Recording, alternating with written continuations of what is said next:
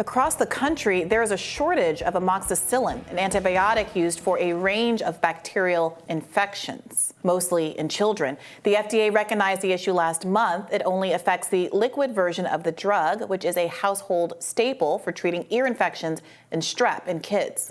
According to the American Academy of Pediatrics, the shortage is expected to last several months. They suggest doctors prescribe other versions of the drug, like the tablets or the capsules, and then crush them up into food for younger kids to ingest. Joining us now to discuss this is the president and co-founder of the Center for Medicine in the Public Interest and former FDA Associate Commissioner Peter Pitts. Peter Pitts, thank you so much for joining us.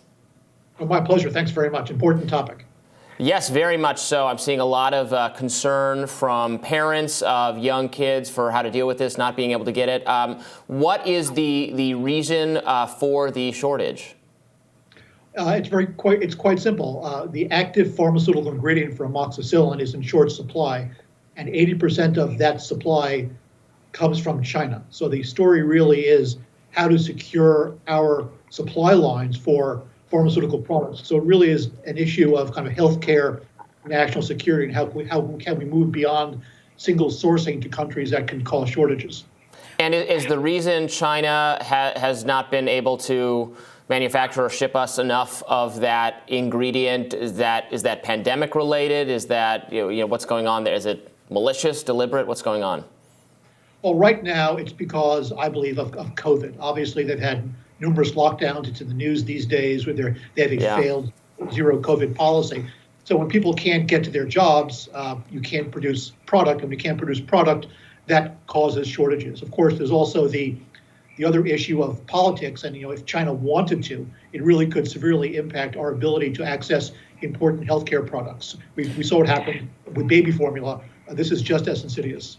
Yeah, I was going to bring up the baby formula example precisely because in that instance, there were some red flags that people said, well, you should have been able to predict this, right? Not only had there been the whistleblower who flagged, violations at the factory prior to it closing down, it is not an unknown known that we're not manufacturing this stuff at home. We're now 2 years plus into a pandemic, and it seems very frustrating to keep coming up with against these issues. We saw that with the monkeypox vaccine as well. It seemed to be an administrative choice not to pay to maintain our stores of the vaccine, rather than an inability to manufacture these things at home or have the kind of regulatory upkeep that would prevent disasters like what happened at the Abbott labs and the baby formula from having happened. Are there parallels to what's going on here? Should we have anticipated this and done more to manufacture more amoxicillin, liquid amoxicillin here at home, or at least in countries that are closer and perhaps with whom we have a less politically fraught relationship? Well, you're right. These are known knowns. And also, just in the recent past, we had a significant shortage of contrast agents. So people couldn't get MRIs and CT scans because those agents are made almost exclusively in Shanghai. And when Shanghai locked down again for COVID, we had a significant shortage here at home. We know this. The bad news is when the FDA was asked, which products are most at risk because of outsourcing from China, the answer was they didn't know. And that's not acceptable. Similarly with baby formula, the FDA needs to have a better handle on supply chain issues, which really hasn't been a focus of the FDA to date, but it's got to be. Drug shortages and supply chain are linked at the hip. You can't have one without the other. And it's not just a question of China, it's a question of being smart and making sure that we can have more sourcing in countries that are friendlier to us, whether that's Canada or places like Israel, the United Arab Emirates, the Abraham Accord countries are friend sourcing opportunities. It doesn't have to be on our home shores. The problem with programs like those called for by Senator Rubio to make these products here domestically is it sounds good, it's a good political talking point, but financially it doesn't make sense. The reason that these products are not manufactured here at home is that there's no margin.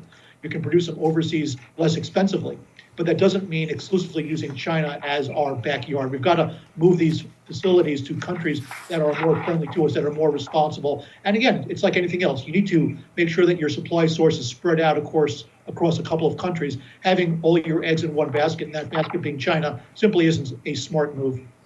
Yeah, I think there's a lot of wisdom in that. We talk a lot about that on the show, how to counteract being too reliant on offshored labor or production or manufacturing. I think there's a desire among some policymakers here, Marco Rubio being one of them, to do more domestic manufacturing. But my guess is that would take so much changing of various regulations, labor laws, et cetera, that I don't imagine there's the appetite to do here. And so there needs to be some kind of middle ground along the lines of just what you had laid out just there. And also, the first step here is to identify which products are most at risk. It doesn't seem to me to be a rocket science move to ask the FDA and other relevant government agencies to identify the 20 top products that are most at risk because they're being manufactured overseas. And if we don't do that, we're not going to fix the problem, because if you can't measure it, then it doesn't count. We have to know where to look so we can start fixing the problem. In the short term, is it the case that amoxicillin, obviously a very important drug, are there similar related antibacterial antibiotics that can also cover the vast majority of the kinds of illnesses, strep, et cetera, that are being used for right now by amoxicillin? Obviously, that maybe not a long-term solution because you don't want to impact the supply of that drug as well. But in the short term, are there substitutes, something else? Well, the good news about amoxicillin is there doesn't seem to be shortages of the non-liquid format. I remember when my kids were going through these phases, obviously it's easier just to pour it on a spoon and put it in their mouth. It tastes like bubble gum. Kids love it. There are alternatives. But this is also a teaching moment to make sure that antibiotics are not inappropriately prescribed. 30% of all the antibiotics prescribed in this country are prescribed inappropriately. And that can lead to issues such as antibiotic resistance, which is an incredibly important public health issue. So as we're talking about amoxicillin, it's also a teaching moment to make sure parents understand that antibiotics are not always the answer.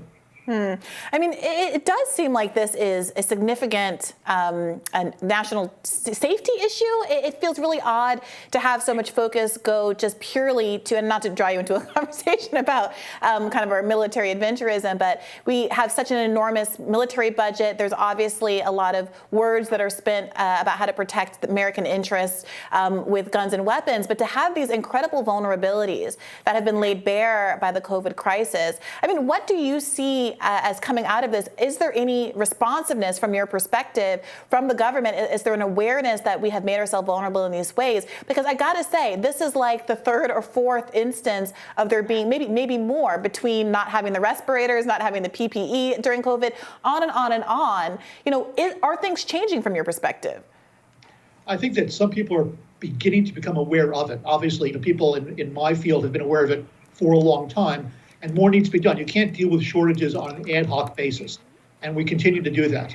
And it's only going to be a matter of time before we have 2 or 3 or 4 shortages at the same time in different areas of medicine. And we're going to be in a very tough place. And people are going to start yelling, why haven't we done something about this sooner? Well, shame on us if we don't start thinking about it right now. And again, the answer isn't making the stuff here at home. That simply isn't going to happen. It's looking for other countries to help us decrease our reliance on places like China. And again, whether you have Israel, you have the United Arab Emirates, you have places like Morocco, signees of the Abraham Accords, who are more than welcome to and willing to step forward to start building facilities if they know they've got a market, and we are a big market.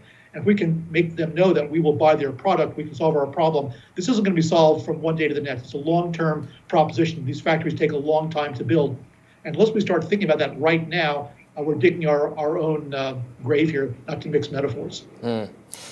Fascinating and terrifying. Thank you so much for elucidating us on those subjects. Yeah, bacteria-resistant antibiotics was something I was probably the most alarmed about until COVID came along, and then we had to worry about research and all those things as well. But Peter Pitts, thank you for joining us. Can't thank you enough.